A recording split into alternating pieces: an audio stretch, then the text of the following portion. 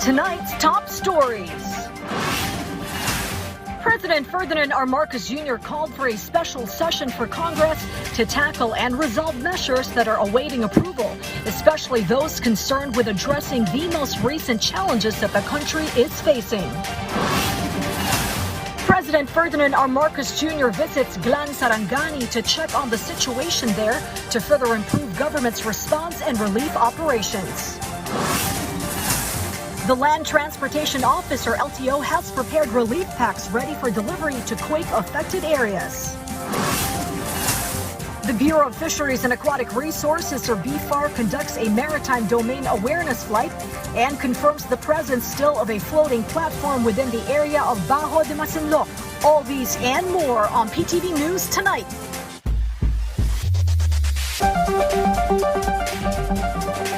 Good evening. Welcome to PTV News Tonight.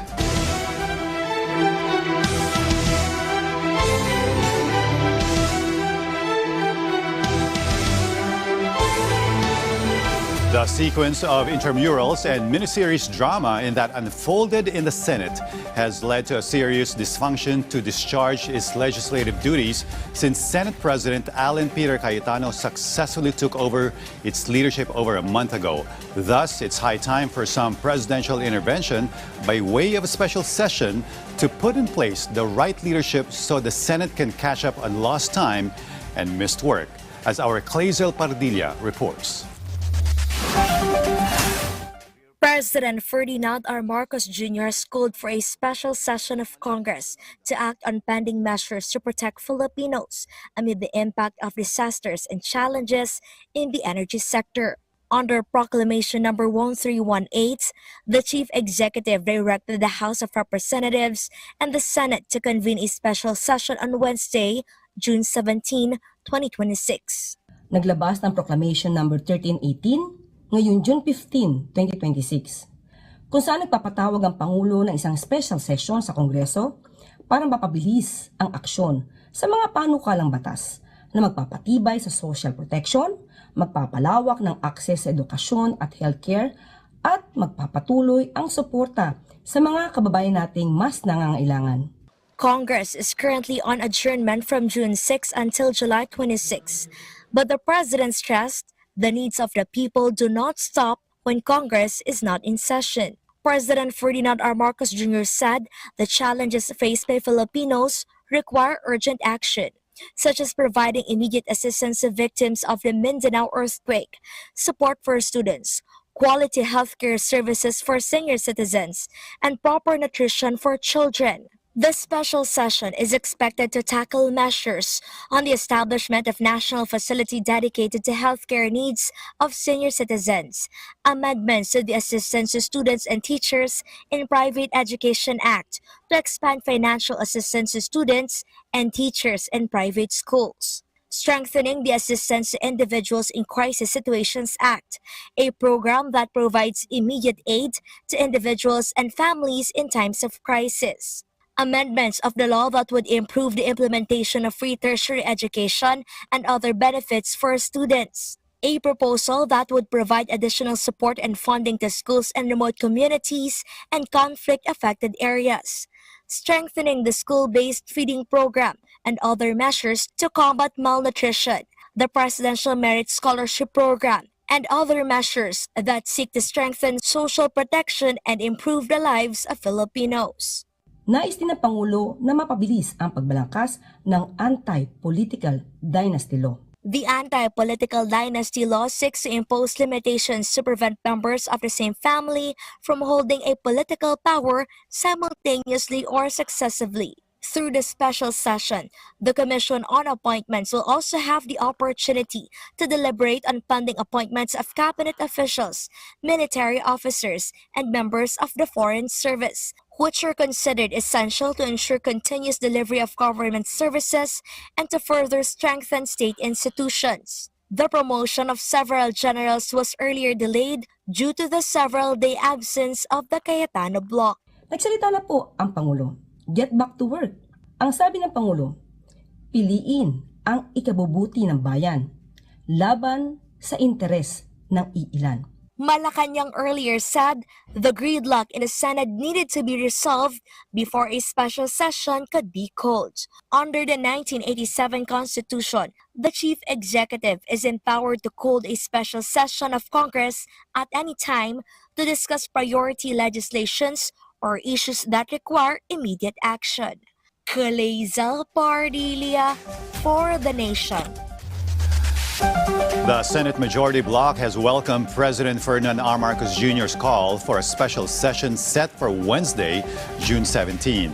In a statement, the Majority Bloc assured the public that they are ready to fulfill their mandate and immediately address urgent matters for the welfare of the citizens. The pressing issues on the agenda include strengthening health services, funding education, and providing assistance to Filipinos during times of crisis. The bloc also underscored the important work of the Commission on Appointments in reviewing cabinet, military, and foreign service appointments.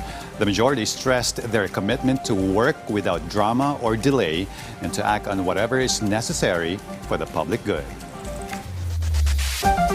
In the meantime, President Ferdinand R. Marcos Jr. led a situational briefing in General Santos City, where local government units severely affected by the magnitude 7.8 earthquake reported critical delivery problems due to damaged roads, prompting the immediate release of 278 million pesos in financial assistance from the Office of the President. Regine Lanuza of PTV Davao details this report. Local government units in southern Mindanao, which were severely affected by the magnitude 7.8 earthquake, took advantage of the situational briefing held in General Santos City to report the damage and problems left in the wake of powerful tremor. The briefing was led by President Ferdinand Marcos Jr., along with various cabinet secretaries. During the activity, local chief executives from General Santos City, Sarangani Province, Davao Occidental, and other municipalities laid out the current situation in their respective areas. This includes the recorded casualties across southern Mindanao, which has now reached 74 people, 53 from Soxargen and 21 from Davao Region. They also detailed the damage sustained by government buildings, private establishments, bridges, roads, and other infrastructure. More than that, officials highlighted the difficulty of their situation, especially in the areas that are hard to reach with relief goods due to damaged roads and routes blocked by landslides. The province of Sarangani declared a state of calamity on June 10, 2 days after the earthquake. This allowed us to swiftly mobilize resources, utilize emergency response mechanisms, and intensify relief, rescue, and recovery efforts for thousands of affected families across the province. Batay sa pinakahuling datos hanggang alas 8 ng umagang nitong Lunes, June 15, nakapagtala ang lungsod ng 26,013 apektadong kabahayan na binubuo ng kabuang 73,718 individual. Sa bilang na ito, 23,009 kabahayan ang bahagyang nasira, habang 3,004 naman ang tuluyang nawasak.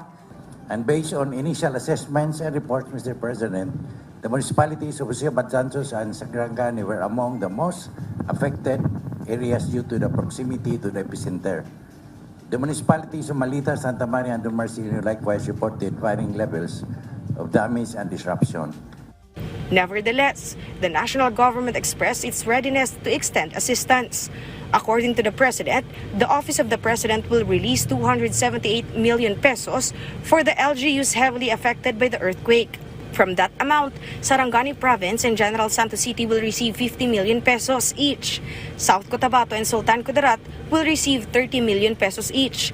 Davao Occidental and Glan Sarangani will receive 20 million pesos each, and Zamboanga will receive 15 million pesos.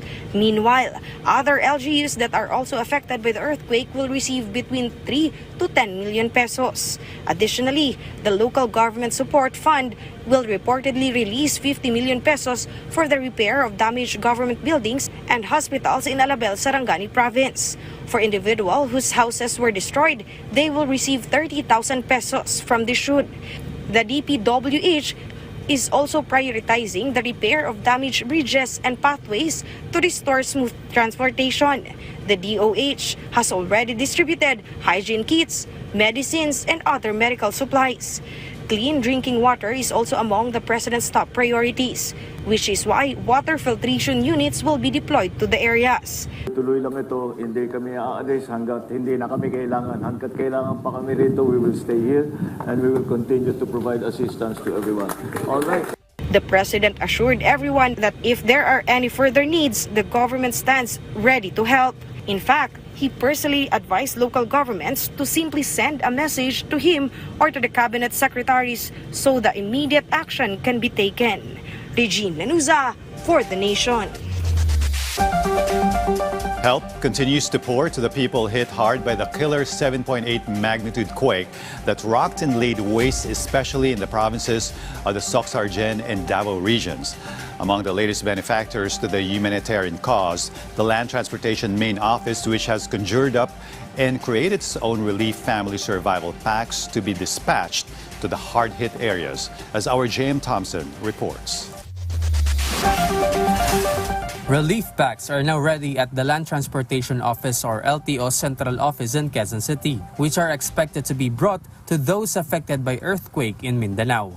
Under Oplan Tulong Mindanao, the LTO conducted a relief operation led by LTO Chief Assistant Secretary Marcos Lacanilao. Alam naman natin na marami sa probinsya na hindi pa na rin nararating ng mga iba't ibang tulong dahil nga sa sitwasyon, maaring yung kalye at hirap din na maapaabot. Pero kami dito sa LTO, nagtulong-tulong yung mga empleyado, opisyal, para magbigay ng tulong sa kanila. Currently, our fellow countrymen are in need of food, water, the earthquake, through the cooperation and voluntary contributions of the officials and employees of the LTO Central Office. Up to 2,000 relief packs are now ready here at the LTO Central Office. These contain 5 kilos of rice, noodles, and canned goods. This is just the beginning, and more food items are expected to arrive, which they will also use to help the earthquake victims in Mindanao. Kami po na nakita ho namin ang kalagayan po ninyo.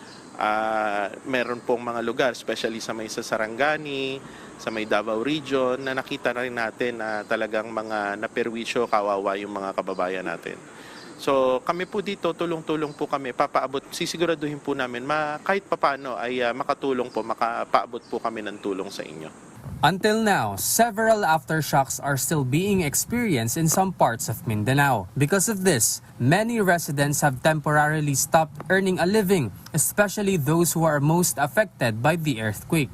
Which is why the distributions from government agencies are a huge help to them. Meanwhile, to properly deliver the relief packs to the residents in Mindanao, the Department of Public Works and Highways or DPWH is ensuring their continuous repair of roads and bridges affected by the earthquake. They have already repaired some of these, making them passable for relief operations to deliver assistance to the residents. The agency is also assisting with local road repair and conducting assessments and emergency repair works on critical infrastructure such as hospitals, health facilities, and schools. J.M. Thompson for The Nation. Exactly a week after the monster intensity 7.8 quake hit and laid widespread damage to lives and property in the hard-hit southern Mindanao regions, one bright spot the government can relish is the restoration of power on a close to 98% completion rate. Even better, the juice is back in all 24 hospitals adversely affected by the quake, as we hear the full report from our Carlo Candelaria.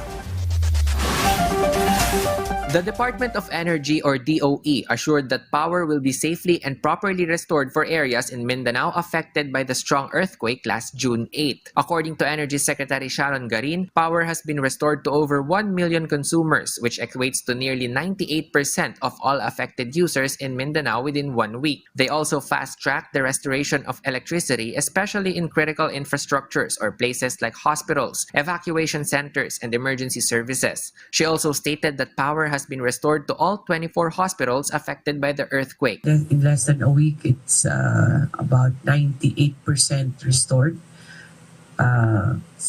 most of the hindi na re-restore ay yung mga bahay talaga na nasira at delikado i-connect or mga structures na kailangan pa i-inspect for safety.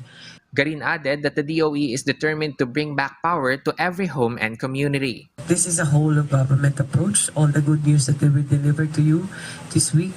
It has been an interagency, not only of the DOE family, pero kahit po pag-restore sa Mindanao, we've been coordinating closely with Sec Vince of DPWH, Sec Banoy of DOTR, even LGUs. Meanwhile, the Energy Department announced the movement of petroleum product prices tomorrow. Gasoline prices may see a rollback of 32 centavos or an increase of up to 1 peso and 68 centavos. Diesel may have a rollback of 3 pesos and 71 centavos up to 5 pesos and 71 centavos, while a rollback of 50 centavos to 2 pesos and 50 centavos is expected for kerosene. The world market is reportedly reacting to the expected peace deal between the United States and Iran. Hopefully within the week, the agreement is signed.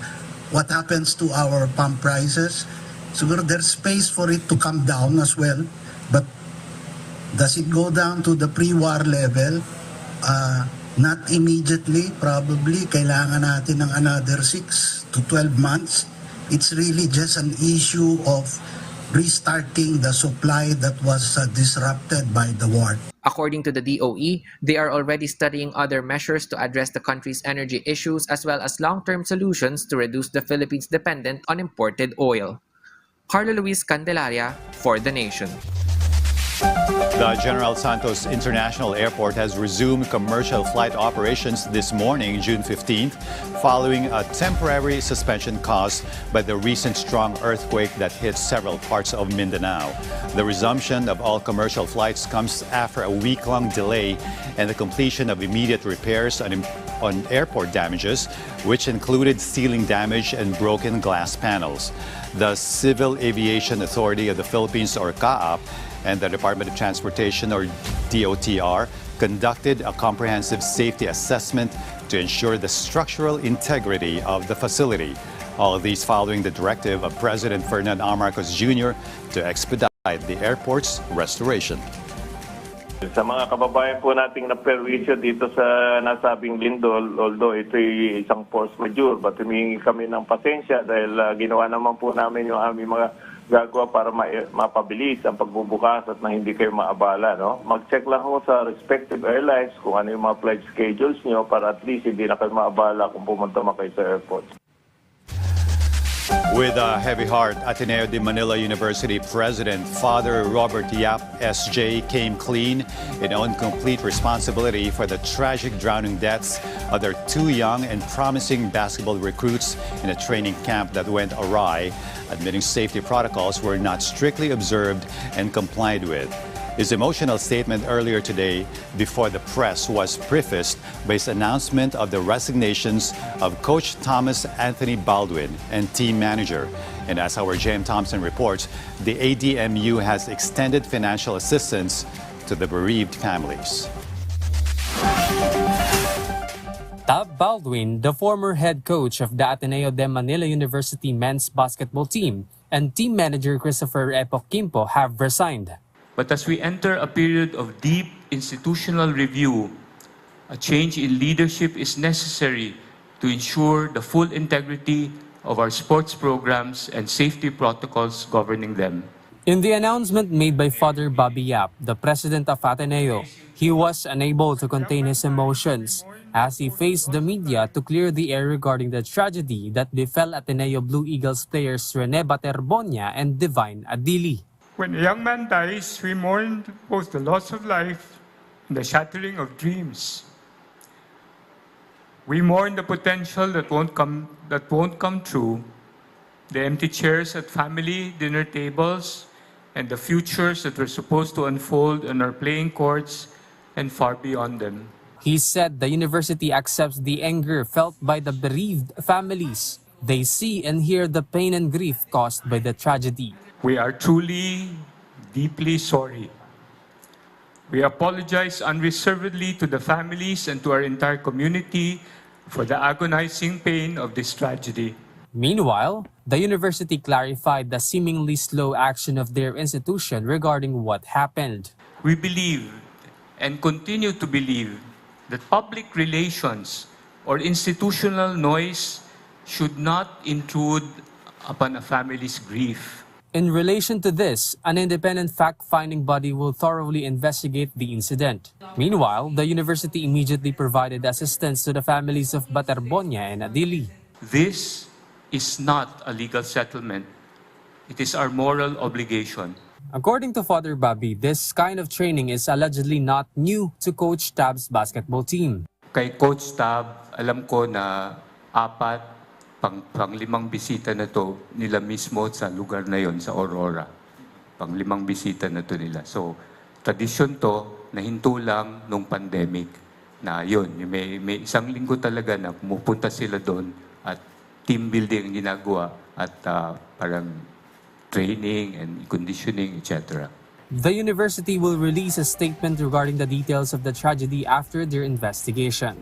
J.M. Thompson, for The Nation. The physical attack and bomb threats on the Senate expected to be pulled off last Friday, Independence Day, may have passed but are not completely dismissed by the NBI. Hence, intelligence work on such threats is still in progress, even as a parallel probe on the tragic drowning of 2 young basketball recruits in the Ateneo Men's Collegiate Basketball Program are well underway. Our RR Tubise tells us more. The NBI continues to monitor the security threat at the Senate, while it also aims to finish within this week its investigation into the deaths of 2 Ateneo basketball players in Aurora. The National Bureau of Investigation clarified that the report received about the Senate was not a bomb threat. According to NBI Director Melvin Matibag, it was a security threat based on the agency's intelligence work. The reported threat on the Senate is a product of an intelligence work. Sama-sama na yan, halo-halo na yan. Hindi lang text or by social media or cyber. Sama-sama yan. It's an intelligence work. According to Matibag, the threat is already fading or losing steam, but they will not stop monitoring it. The threat is allegedly linked to the ongoing rallies, online posts, and the situation at the Senate, which he called the epicenter of the turmoil. But the NBI stressed this does not only concern the Senate, but a broader threat to the government. Meanwhile, the NBI may also finish within the week its investigation into the Ateneo drowning case. This comes after witnesses and others connected to the group's team-building activity in Aurora were summoned. Among those expected to appear before the NBI are the Ateneo coaching staff, including Coach Tab Baldwin, players, and some university officials. The resort owner had earlier appeared before the NBI, while the local government has also given its statement. Matibag said that the investigation is still in the fact-finding stage and they will follow where the evidence leads them. He also said that if there is a gag order on the people involved, it does not apply to the NBI as an investigating body. Wala pa tayong conclusion. We are still in the fact-finding. Tinitingnan pa natin kung saan talaga nanggaling at nagkulang. Of course, there are tourists na lumalabas. We will not say that we are going towards that direction, but we will go the direction where the evidence will lead us. According to the NBI, the autopsy reports on the 2 fatalities, Rene Baterbonia and Divine Adili, have also been completed, and only the interviews with witnesses still need to be completed. On the issue of the Senate threat, the NBI said there are details that cannot be made public, so their sources will not be compromised and to avoid causing further turmoil. RR Tubise, for The Nation. The Ateneo de Manila University's collegiate men's basketball training camp is arduous and physically challenging. But the oversight of holding its rigorous stamina exercises on open water borders on what could be criminal negligence and homicidal culpability given the deaths of their 2 prized recruits over the last 2 weekends. Our J.M. Thompson has more on this angle of involuntary manslaughter or even homicide charges police probers are looking into in this report. There is a strong possibility that the deaths of Rene Baterbonia and Divine Adili were not merely accidental drownings. This is based on the ongoing investigation being conducted by the PNP Criminal Investigation and Detection Group. According to CIDG Director Police Major General Robert Alexander Morico II, investigators are not ruling out the possibility that a hazing incident occurred and that the 2 victims may have been subjected to homicide. This investigation is now turned into a possible homicide investigation or hazing investigation, which possibly the violation of Article 249 of the Revised Penal Code or the Anti-Hazing Act of 2018. It depends po doon sa ongoing na interview namin na kinakandak sa mga players. On the morning of June 7, a total of 22 players and 7 members of the coaching staff left for Aurora. They traveled aboard a bus where Rene Baterbonia and Divine Adili were seated at the rear section. The group arrived at Hermanos Leisure and Agri Farm just before 4 in the afternoon. They participated in calisthenics activities throughout the day. At 2:30 in the afternoon of June 8, the players were instructed to proceed to the seashore. They were also made to walk approximately 300 meters from the resort they were staying in. Isolated na yung lugar, wala nang tao doon sa may after nitong resort na to. That is where the security guard, who is also the standby lifeguard, last saw them na malayo. This morning, only one of the 5 coaching staff members and officers who received subpoenas from the CIDG appeared before the agency. As a result, the CIDG said it will issue a second subpoena on Friday to the 4 individuals who failed to respond to the initial summons. We will be asking also if have they considered na these players are basketball players and not swimmers. And we will also be asking, out of the 7 training staff na kasama, swimmer ba sila? Diba? Or who conducted the CPR? The material question that we're going to ask is, you have conducted the training in the morning sa harapan ng resort. Why go doon sa secluded na lugar more than 300 meters away na malayo sa prying eyes? What's the purpose? The players who were part of the Aurora trip are also expected to appear before the CIDG in the coming days. Apart from these individuals, the foundation of a telecommunication company is not exempt from the ongoing investigation, according to the CIDG. But Baterbonia was not yet enrolled at Ateneo de Manila University. However, the CIDG said this does not automatically exclude the university from the investigation, especially considering that Baterbonia had been accepted by the school and stayed in its dormitory for several days. Ryan Lisiges for The Nation. The spotted floating platform of China still remains in the Scarborough Shoal or Bajo de Masinloc. This as confirmed during a Maritime Domain Awareness or MDA flight, which documented the platform being towed back inside the lagoon near a Chinese research vessel. Patrick De Suz has the full report. China has still not removed the floating platform in Scarborough Shoal or Bajo de Masinloc. This was confirmed during the Maritime Domain Awareness or MDA flight conducted this Monday using the CESA Caravan aircraft of the Bureau of Fisheries and Aquatic Resources with PTV News on board. From outside Bajo de Masinloc, the platform was once again towed back inside the lagoon near a Chinese research vessel with the help of a service boat. At the same time, the floating barrier at the entrance of the shoal was removed and later put back after the movable platform appeared. When we arrived in the vicinity of Bajo de Masinloc, the floating moving platform just came out of the shoal. People were again seen on board the floating platform. Another Chinese research vessel was seen docking near it. Again, this is not a fixed structure.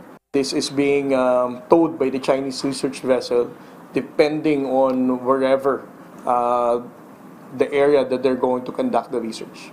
The BFAR's aircraft descended to 200 feet over Bajo de Masinloc during today's MDA flight. Repeated radio challenges were issued by the PLA Navy, but BFAR pilots responded to assert the patrol being conducted within the Philippines Exclusive Economic Zone in the West Philippine Sea is lawful. We are free to fly and operate as it is international statutes allow. You are way beyond the 200 nautical miles EEZ of your country. You are reminded of your responsibility to abide the said ruling and convention. Please review your chart. The BFAR aircraft circled Scarborough Shoal for more than an hour. Communication equipment such as antennas were also seen in the area, as well as buoys inside and outside the shoal. For now, the Philippine Coast Guard still believes the floating platform and equipment are being used for marine scientific research, an act that violates the Philippines' rights. I really don't want to discount to any possibilities na pwede nilang gawin.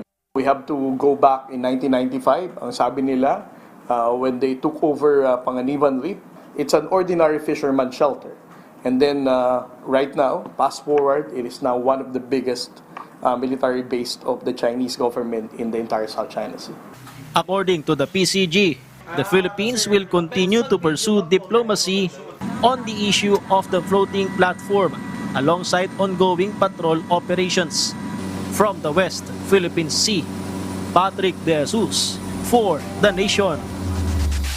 The House prosecutorial team knows full well it has a very strong case against the sitting vice president in her impeachment trial, given the preponderance of evidence in her bank accounts, as opposed to her SALN and her serious threats on the lives of the president, first lady, and former speaker of the House. Well, the strength of their case got even stronger with the discovery of more evidence on properties not documented on her SALN but listed in her name. Our Sheila Natividad has more, to include their take on whether the number of senators needed to convict is still within reach. The House prosecution panel is set to present more than 30 witnesses in the impeachment trial of Vice President Sara Duterte. This was disclosed by House Lead Prosecutor and Batangas 2nd District Representative Jervy Luistro, following the submission of their pre-trial brief to the Senate Impeachment Court. Among the major pieces of evidence to be presented by the prosecution against VP Duterte are allegations of misuse of confidential funds and unexplained wealth. The lead prosecutor also said the panel did not limit the number of witnesses they will present. If before we're trying to limit corroborative witnesses, we're selecting only the most important witnesses, we wanted to make sure that all testimony will be presented in court, and that is why we considered other witnesses whose testimony are likewise significant. However, the panel also touched on the required number of votes needed to convict the vice president. According to them, if the Avellino versus Cuenco doctrine is applied, senators who are unable to perform their duties or are not in a position to participate in the trial may be excluded from the count, as they are not considered to be exercising the full coercive power of the Senate. At present, a two-thirds vote of all senators is required for conviction in an impeachment case based on the full composition of the 24-member Senate. Senator Jinggoy Estrada is currently detained in connection with a non-bailable plunder case linked to flood control allegations, while Senator Ronald Bato de la Rosa is reportedly at large following an arrest warrant issued by the International Criminal Court, or ICC, in connection with the drug war. My position is to apply the doctrine in Avellino. No? So ang test natin, are they still within the coercive power of the Senate? If the answer is no, then the number should be reduced. To 14. To 14. Okay. 14 for the threshold. For the threshold. 21 for the baseline. What we want is a functional Senate. And functional Senate meaning the active members deliberating in a very important subject matter, no? In line with the closed-door pre-trial conference set on June 18, Representative Luistro clarified that the decision to hold it behind closed doors is not due to fear, but part of expediency in the impeachment process, following the directive of the impeachment court in the pre-trial notice. After the submission of the pre-trial brief, both camps will shift their focus on the pre-trial conference this week, a key step toward the start of the impeachment trial proper in July. Meanwhile, the prosecution panel assured that all material matters discussed during the pre-trial will be properly disclosed in accordance with court rules.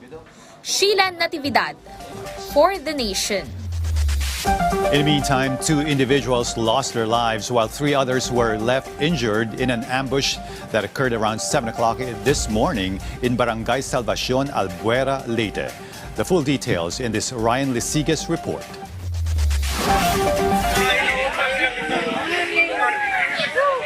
Screams and cries fill the air of this otherwise quiet area of Barangay Salvacion in Albuera, Leyte. This followed an ambush that occurred at around 7 o'clock this morning, leaving 2 people dead and 3 others injured. The 2 fatalities sustained gunshot wounds to the head and neck. According to Leyte Police Provincial Office Director, Police Colonel Cerilino Sacro Jr., one of those killed was the 51-year-old live-in partner of the barangay captain of the village where the ambush took place. Also killed after suffering a gunshot wound to the head was a 23-year-old staff member of the barangay captain. Authorities believe the ambush may have been carefully planned over a long period of time.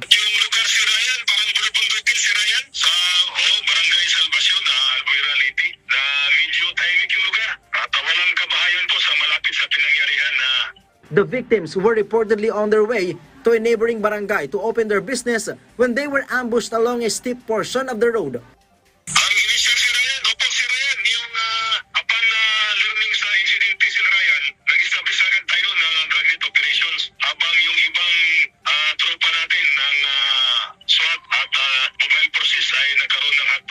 Authorities have yet to identify the suspect who fled immediately after the incident. The PNP is now determining the caliber of the firearm used in the ambush. Authorities have not yet determined whether politics or business-related matter is the motive behind the crime. Meanwhile, the Leyte Police Provincial Office maintains the incident is an isolated case. Ryan Lisiges for The Nation. In other news, another strong earthquake with magnitude 6.2 struck near Governor Generoso, Davao Oriental today at 5:18 p.m. This according to the report issued by Philippine Institute of Volcanology and Seismology, or PHIVOLCS. The quake was recorded at a depth of 94 kilometers, centered 113 kilometers south and 59 degrees east of Governor Generoso. The highest reported shaking reached intensity 5 in Governor Generoso, Davao Oriental, and Jose Abad Santos and Davao Occidental, while instrumental intensities peaked at intensity 4 in Digo City, Davao del Sur, Kiamba, Sarangani, Coronadal City, and Tupi, South Cotabato. According to PHIVOLCS, aftershocks are possible. Stay safe, everyone.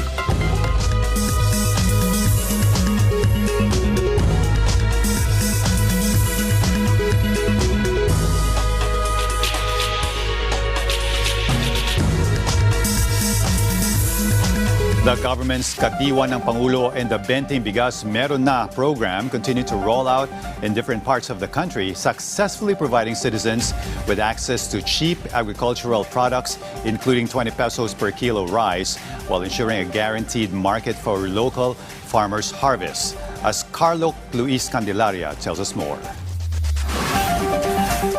Senior citizen Sonia Ramirez went early at the Kadiwa ng Pangulo to buy vegetables. She said she bought enough to cover 2 weeks of consumption for her and her husband.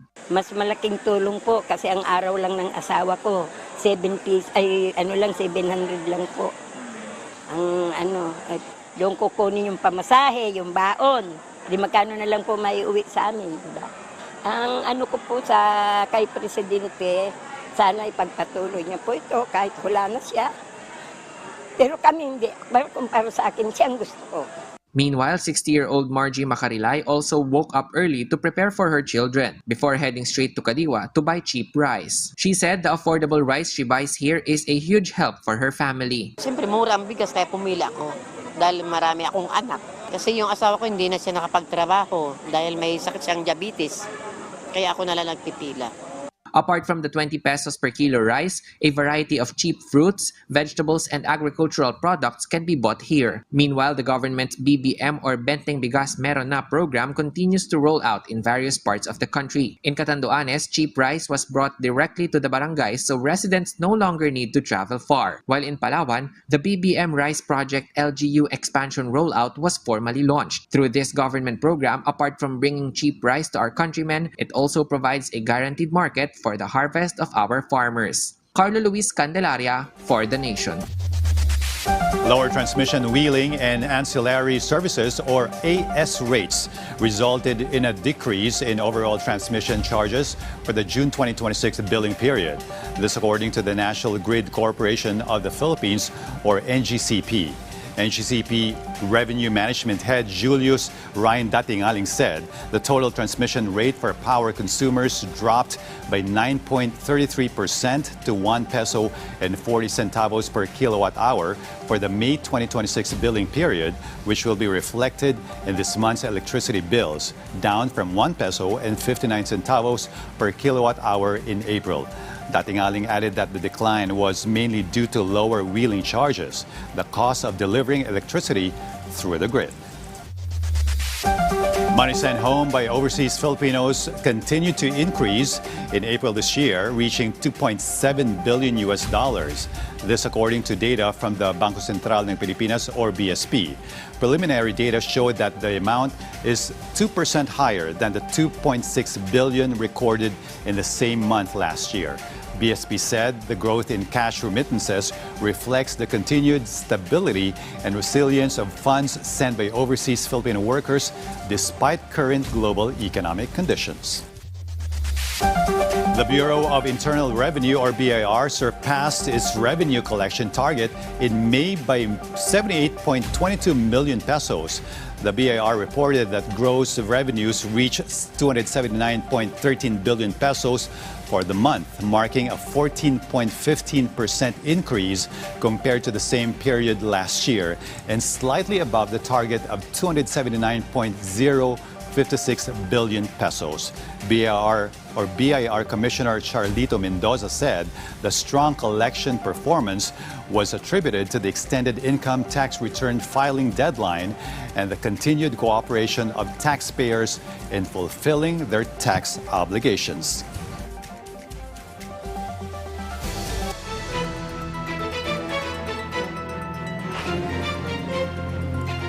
In his ASEAN chair capacity, President Ferdinand R. Marcos Jr.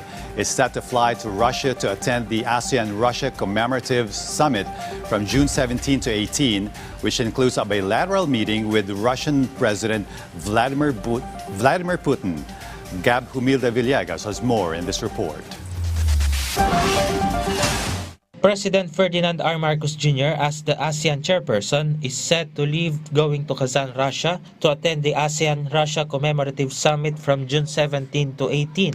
The said trip is part of the commemoration of the 35th anniversary of diplomatic relations between ASEAN and Russia. This is also the first visit of President Marcos Jr. to Russia, as the country commemorates the 50th anniversary of the Philippine-Russian diplomatic relations. Foreign Affairs Secretary Maria Teresa Lazaro and some officials of the Department of Trade and Industry will be part of the President's delegation. ASEAN leaders, along with Russian President Vladimir Putin, are expected to discuss the strengthening of cooperation in several aspects, particularly biosafety and biosecurity, outer space and satellite applications, energy and food security, science and technology, trade and investment, tourism, education, and people-to-people exchanges. Meanwhile, the ASEAN-Russia Comprehensive Plan 2026 to 2030 is expected to be adopted, which will serve as the principal roadmap to advance cooperation regarding the political, security, and socio-cultural interests of the partnership.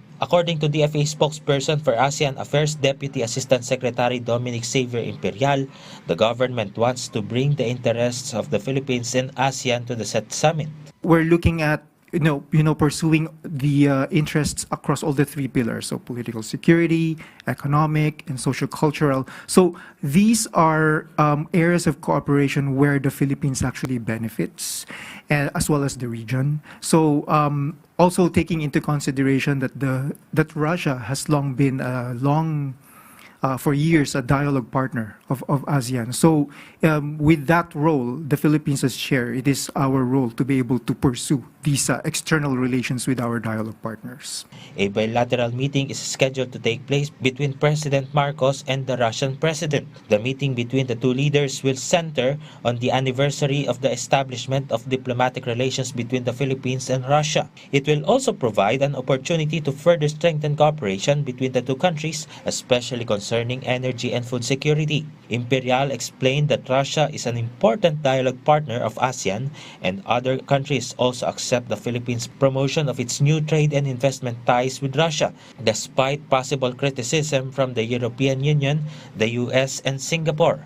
Let us look at it in a different perspective. Guided by ASEAN centrality, we will continue to pursue our relations with each dialogue partner, including Russia, and also taking into consideration the broader perspective of looking at it in such a way that each country would have, of course, their own national interest, and so it is their prerogative to for them to decide on whether they would like to pursue something with Russia or not pursue with Russia. And so, again, going back to ASEAN-Russia relations, there is a collective support. According to the latest data from the DFA, around 15,000 Filipinos are currently working in Russia, most of whom are teachers and engineers. In 2024, around 30,000 Russian nationals visited the country, which can be considered the highest recorded by the government. Imperial said that our cooperation with Russia is also important to every Filipino. And I think ordinary Filipinos, yung ating mga kababayan should be able to understand that these engagements with Russia, it's very helpful for us, not only the region but the Philippines, because this is where we are able to, get capacity building or training, which is very important for our law enforcement agencies to uphold the law. Gab Humilde Villegas for The Nation. Ferdinand R. Marcos Jr. greeted United States President Donald Trump a happy birthday through his social media accounts. The president wished the American leader good health, happiness, and continued success. President Marcos Jr. said that under Trump's leadership, the direction of the United States continues to be shaped in ways that influence major discussions in the international community. He also emphasized Trump's significant role in global affairs and expressed hope that he would have a meaningful celebration with his family and friends. The president likewise expressed confidence that the partnership between the Philippines and the United States will continue to strengthen in the years ahead. More than 2,000 residents of Caloocan City benefited from the 43rd edition of the National Housing Authority's People's Caravan titled Serbisyong Dala ay Pag-asa. Around 30 government and private sector agencies provided various services such as medical and dental consultations, eye checkups, vitamin distribution, and affordable eyeglasses. The program also included job fairs, scholarship applications, and skills training, as well as the distribution of food packs, seeds, and seedlings.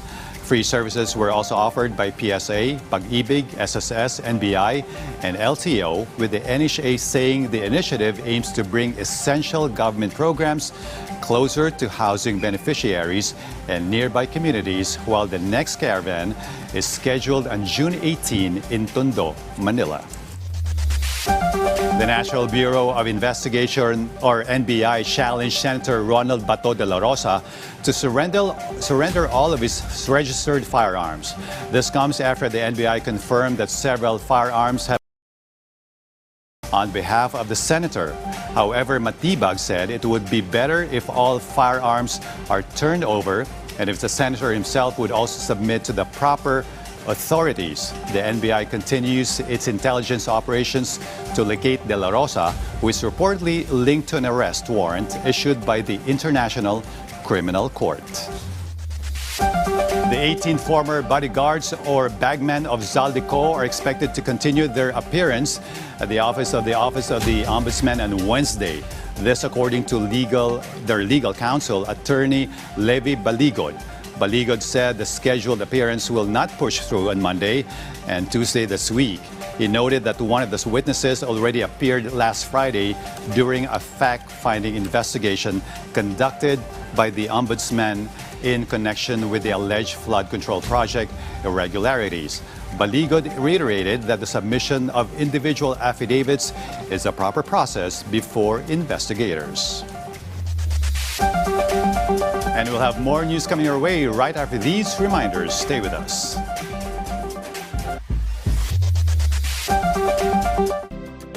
Disaster Watch. Alamin ang mga dapat ilagay sa go bag bilang paghahanda sa sakuna. Maglagay ng tubig na maiinom at mga pagkaing hindi madaling masira. Maglaan ng espasyo para sa first aid kit at survival kit para sa mga hindi inaasahang pangyayari. Huwag kalimutan ang toiletries para mapanatili ang kalinisan ng katawan. Samahan din ng mga damit at beddings na magtatagal ng ilang araw. At para ligtas at may alam, magdala ng mga teknikal na gamit. Sa panahon ng kalamidad, dapat laging listo.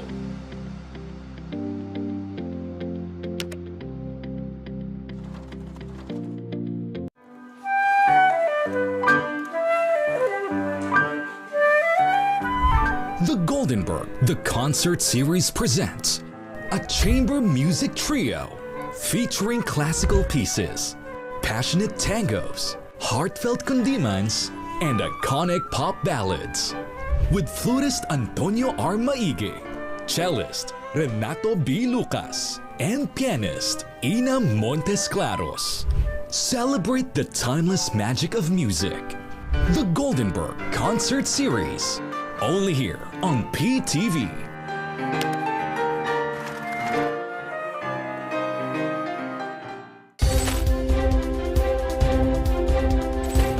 Narito na ang inyong mga tagapagbalita. Pagsapit ng tanghalian. Trixie, Jafar Chu, Jules Gia, at Angelique Lazo. Tuwing tanghali, dito ang sentro ng kaganapan. Sentro Balita. 1:00 ng hapon, mula Lunes hanggang Biyernes. Dito lang sa inyong People's Television. PTV Consumer Watch. Bantay presyo sa gasolina.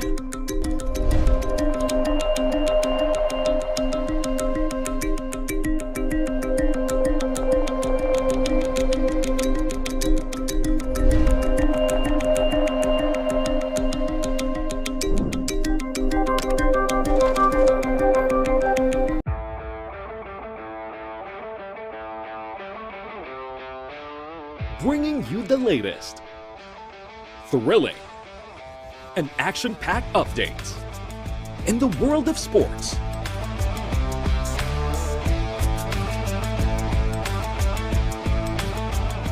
With our teammates.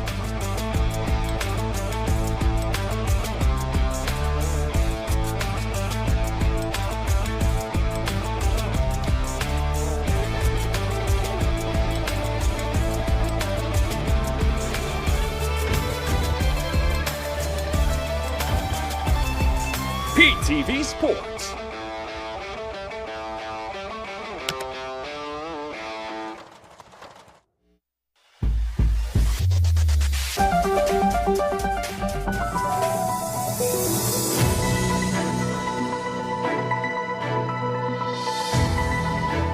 The Sugar Regulatory Administration has intensified its efforts to contain the spread of the red-striped soft-scale insect infestation affecting sugarcane fields in Negros Occidental. Officials reported that more than 2,000 hectares across 25 cities and municipalities have been impacted, with Bagong City identified as the most critical hotspot. The agency has deployed drone-assisted spraying operations using insecticides designed to reduce pest populations and minimize crop damage.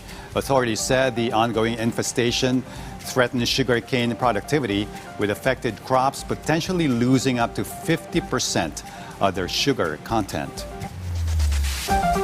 A total of 442 job seekers in the Ilocos region were hired on the spot during the Independence Day job fairs organized by the Department of Labor and Employment.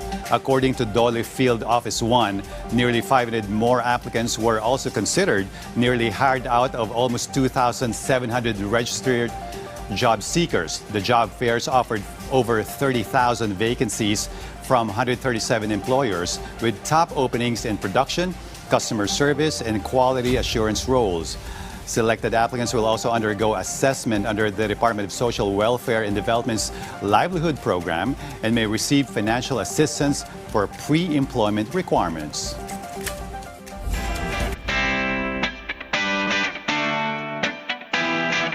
And we'll now give you the latest buzz here at Pop Culture Corner. First up, David Beckham received a star in the Hollywood Walk of Fame during a ceremony held on June 12, U.S. time. In his acceptance speech, Beckham reflected on his journey from East London to international football fame and said he never imagined receiving such an honor. He acknowledged his family, including his wife Victoria Beckham and their children, crediting them for their support throughout his career.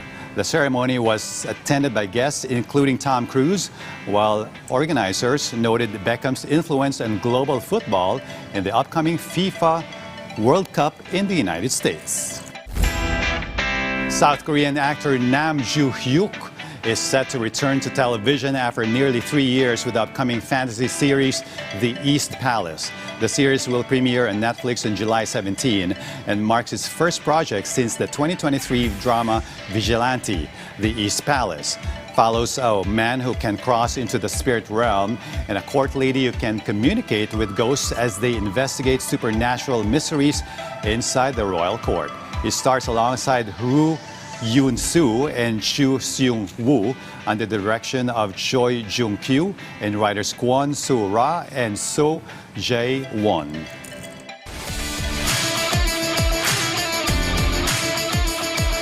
Gilas Pilipinas youth captured the championship after defeating host nation Thailand 85-70 in the finals of the FIBA U18 Asia Cup SIBA qualifiers held at Chankopo Gym in Krabi on Sunday.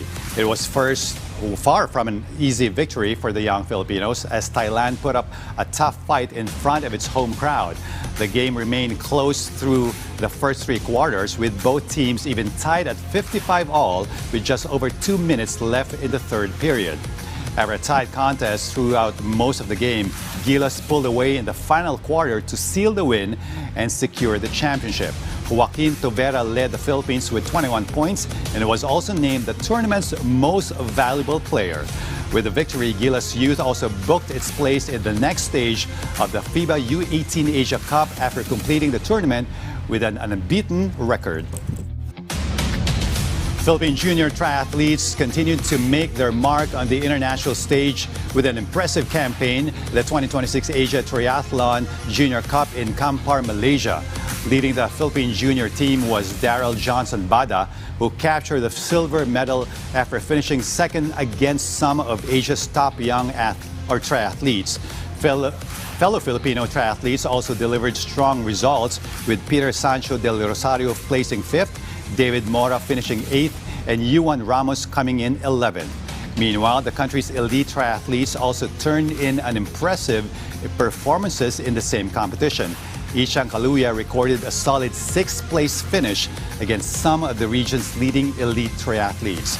Christy Ann Perez also made her presence felt in the women's division, securing with a 9th place with a strong and consistent performance. The results highlight the continued development of Philippine triathlon as Filipino athletes remain competitive against the best talents in Asia. And our food for thought comes from Peter Marshall. He was a Scottish-born American preacher and author who served as chaplain of the United States Senate and was known for his thoughtful reflections on freedom, responsibility, and character. And he once said, "May we think of freedom not as the right to do as we please, but as the opportunity to do what is right." And before we end our newscast, please take the time to like, subscribe, or share PTV's social media pages flashing on your screen right now. It would go a long way, and we truly appreciate it. And so goes PTV News Tonight's roundup of tomorrow's headline stories. I'm Jay Esteban. Join us again tomorrow on PTV News Tonight.